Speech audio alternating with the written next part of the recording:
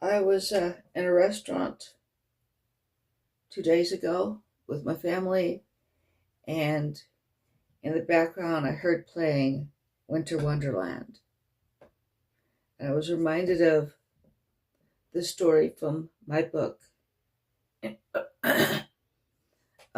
Christmas Gifts from the Hanukkah Crowd: The Extraordinary Contributions of American Jews to Christmas. It was in the section about songs. Okay, and the section was called, and the subsection was called The Wonder of Winter Wonderland. In Ace Collins' book, Stories Behind the Greatest, Collins asserts, Winter Wonderland may be the only holiday song that owes its magical, upbeat lyrics to a devastating terminal disease. This magical song of true wonder was the result of artistic cooperation between Gentile and Jew. Now, those are my words. Okay, devastating terminal disease is end quote. It is the end of the quote from Collins.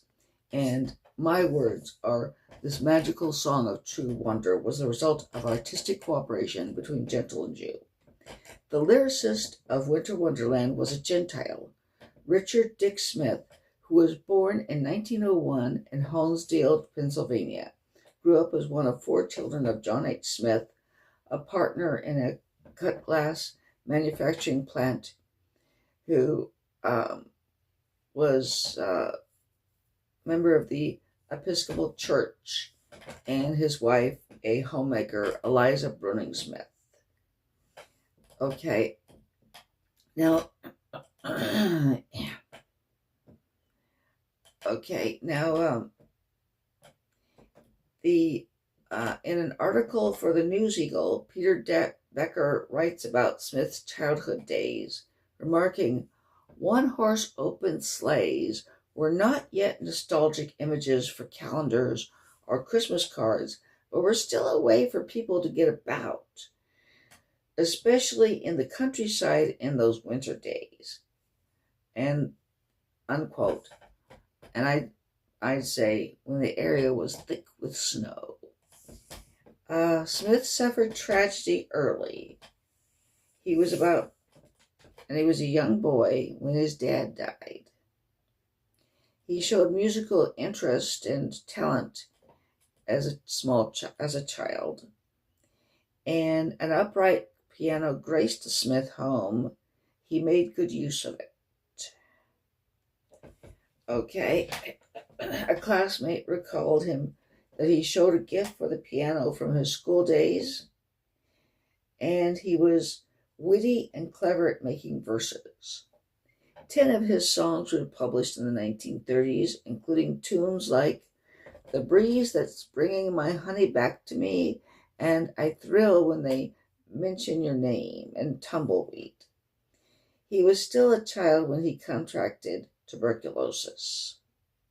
As an adult, he spent a large amount of time at the West Mountain Sanitarium in Scranton, Pennsylvania.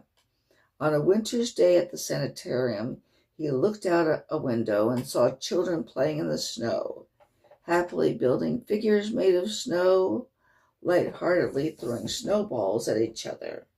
Inspired by the sight, went to a table and wrote a poem that was romantic, slightly humorous, and filled with the joy of Christmas, even though Christmas is never actually mentioned. The story is a tad ambiguous. References to Parson Brown and getting married would indicate the narrator is a young adult, but the line about lots of fun with Mr. Snowman and other kids knocking him down suggests our narrator is a child. Perhaps we're ultimately meant to think the narrator is a child with a childhood sweetheart and they're making believe they'll get married, or that they're adults planning to marry but retaining enough childlikeness to play with snowmen. Or perhaps we don't need to overthink the lines but should just enjoy its lovely and light-hearted beauty. A light-hearted beauty made poignant by the knowledge it was written by a sick man in a sanitarium. Okay, references to sleigh bells ringing and snow glistening immediately transport us to winter and make winter the time of a snowy wonderland. Might be politically incorrect today's world to talk about the Eskimo way as one of frolic and play. However, it's possible these words don't indicate that Eskimo or Inuit people frolic and play more than other people, but that since everyone enjoys frolicking and playing, we all do it the Eskimo way when the environment is akin to the